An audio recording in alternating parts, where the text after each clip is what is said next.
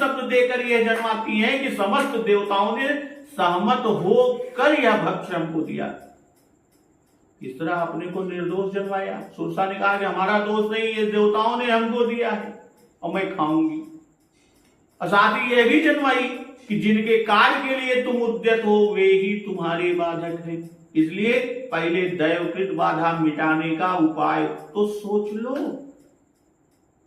दैवकृत बाधा मिटाने का उपाय तो सोच लो, तब असुरकृत बाधा का निवारण करने के ही तो योग्य होगे। तुम निसंग चले जा रहे हो। पहले यह विचार लो कि जब देवता ही तुम्हारे साथ ऐसा ऐसा व्यवहार कर रहे हैं, तब निश्चर गण तो उनसे कहीं अधिक बली और मायावी है। उकान करेंगे, बहुत कुछ तोरे साथे करिए। आज सुरन मोहिदीन है आहारा। आहारा में यह भी कि अन्य वस्तु के देने में पात्र का विचार भी करना पड़ता है, परंतु आहार देने में विचार नहीं किया जाता।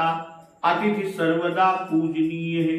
अब यहां एक शंका उठती है, लोग शंका करते हैं कि देवता झूठ नहीं बोलते, असुरसा देवी है, वह झूठ क्यों बोली कि सुरन मोहिदीन है आहारा।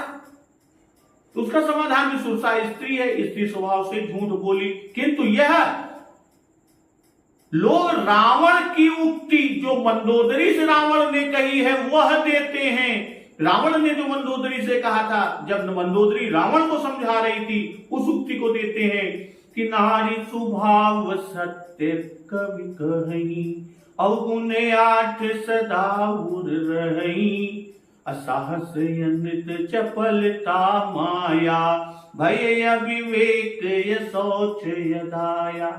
और जैसा कि सती जी झूठ बोली कि कछु न परीक्षा लीन गोसाई, किन्ह प्रणाम तुम्हारी ही नाई। या परोपकार साधन में झूठ बोलना दोष नहीं और परीक्षार्थ होने से असत्य नहीं।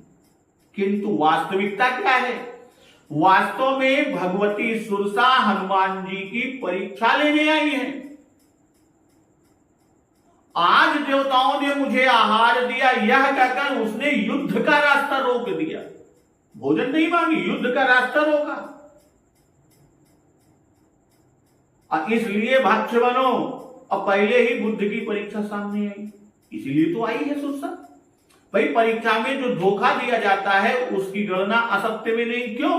क्योंकि उससे भावोपहनन नहीं होता, और भावोपहनन ही पाप है।